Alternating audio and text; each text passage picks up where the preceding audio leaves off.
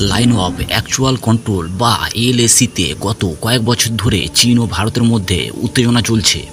2020 সালের গালওয়ান সংঘর্ষের পর থেকে দুই দেশের মধ্যে টানাপোড়েন দেখা গেছে, কিন্তু সম্প্রতি ভারতের পররাষ্ট্রমন্ত্রী এস জয়শঙ্করের চীন সফরে দুই পক্ষই সম্পর্ক স্বাভাবিক করার দিকে এগোচ্ছে।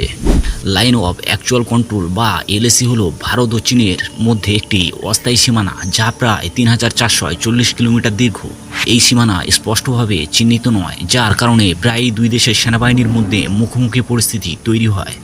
2020 সালে গালওয়ান উপত্যকায় সংঘর্ষে দুই পক্ষের সৈন্যরা হতাহত হয়, যা দুই দেশের সম্পর্ককে আরও জটিল করে তোলে। এরপর থেকে এলএসিতে সেনা মোতায়েন বাড়ানো হয়েছে এবং দুই দেশের মধ্যে আলোচনা চলছে শান্তি ফিরিয়ে আনতে।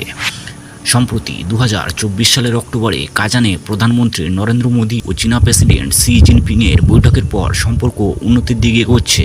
2025 সালের 14 জুলাই ভারতের পররাষ্ট্রমন্ত্রী এস জয়শঙ্কর চীনে গিয়েছিলেন সাংহাই কোঅপারেশন অর্গানাইজেশন বা এসসিওর বৈঠকে। এটি ছিল 2020 সালের পর তার প্রথম চীন সফর। তিনি চীনের পররাষ্ট্রমন্ত্রী ওয়াং ই এবং ভাইস প্রেসিডেন্ট হাং ঝং এর সঙ্গে বৈঠক করেন। জয়শঙ্কর বলেন, দুই দেশের মধ্যে সম্পর্ক স্বাভাবিক করতে হলে এলএসিতে উত্তেজনা কমানো জরুরি। তিনি পরামর্শ দেন যে পারস্পরিক শ্রদ্ধা, স্বার্থ এবং সংবেদনশীলতার ভিত্তিতে সম্পর্ক গড়ে তুলতে হবে। তিনি আরও বলেন, গত 9 মাসে সম্পর্ক উন্নতির দিকে এগিয়েছে এবং এই গতিকে ধরে রাখতে হবে। চীনের পক্ষ থেকে ওয়াং ই বলেন, তারা ভারতের সঙ্গে যোগাযোগ ও সমন্বয় বাড়াতে চায় এবং সীমান্ত শান্তি বজায় রাখতে প্রতিশ্রুতিবদ্ধ। চীনের রাষ্ট্র পরিচালিত গ্লোবাল টাইমসে একটি নিউজে বলা হয়েছে, ভারত ও চীনের মধ্যে সম্পর্ক উন্নত করার বিশাল সম্ভাবনা রয়েছে, তবে সীমান্ত সমস্যা এখনও সংবেদনশীল এবং জটিল। চীন বলছে তারা ভারতের সঙ্গে সীমান্তে শান্তি বজায় রাখতে এবং আলোচনার মাধ্যমে সমাধান খুঁজতে প্রস্তুত। এছাড়া চীনের ভাইস প্রেসিডেন্ট হান ঝং বলেন, দুই দেশেরই গ্লোবাল সাউথের গুরুত্বপূর্ণ সদস্য হিসেবে একে অপরের সাফল্যে অবদান রাখা উচিত। এই বার্তা থেকে বোঝা যায় চীন সম্পর্ক উন্নত করতে আগ্রহী, তবে সীমান্ত ইস্যুতে সতর্ক অবস্থান বজায় রাখছে।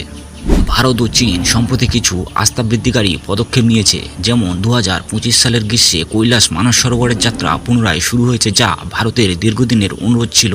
এছাড়া দুই দেশের মধ্যে ফ্লাইট পরিষেবা পুনরায় চালু করার বিষয়ে সম্মতি হয়েছে। এই পদক্ষেপগুলো দুই দেশের সম্পর্কে ইতিবাচক পরিবর্তনের ইঙ্গিত দেয়। তবে ভারতের পররাষ্ট্রমন্ত্রী জয়শঙ্কর স্পষ্ট করে বলেছেন, বাণিজ্যে বাধা এবং সীমান্তে উত্তেজনা কমানো না গেলে সম্পর্ক পুরোপুরি স্বাভাবিক হবে না। এছাড়া চীনের তিব্বত নিয়ে নীতি এবং দক্ষিণ চীন সাগরে তাদের কার্যকলাপ ভারতের জন্য উদ্বেগের বিষয়। যদিও সম্পর্ক উন্নতির পথে, তবু বেশ কিছু চ্যালেঞ্জ রয়ে গেছে। এলএসিতে সীমানা নির্ধারণ এবং ডিএসকেলেশন এখনও সম্পূর্ণ হয়নি। চীন তিব্বতের জলসম্পদ নিয়ন্ত্রণ এবং দক্ষিণ চীন সাগরে তাদের সামরিক উপস্থিতি বাড়িয়ে আঞ্চলিক উত্তেজনা বাড়াচ্ছে। এছাড়া ভারতের প্রতিরক্ষা প্রধান জেনারেল অনিল চৌহান বলেন, চীন, পাকিস্তান এবং বাংলাদেশের মধ্যে সম্ভাব্য কৌশলগত মিলন ভারতের জন্য হুমকি হতে পারে। তবে দুই দেশই এখন কূটনৈতিকভাবে সমস্যা সমাধানের চেষ্টা করছে। ভারতের বহুমুখী কূটনৈতিক এবং চীনের সঙ্গে আলোচনা ভবিষ্যতে শান্তি ও স্থিতিশীলতা আনতে পারে। ভারত ও চীনের সম্পর্ক এখন একটি গুরুত্বপূর্ণ মোড়ে। জয়শঙ্করের চীন সফর এবং চীনের ইতিবাচক বার্তা আশার আলো দেখাচ্ছে। তবে এলএসিতে শান্তি ফিরিয়ে আনা এবং সীমান্ত সমস্যার স্থায়ী সমাধান না হলে পুরোপুরি সম্পর্ক স্বাভাবিক সম্ভব নয়। দুই দেশের নেতৃত্বকে এই গতি ধরে রাখতে হবে।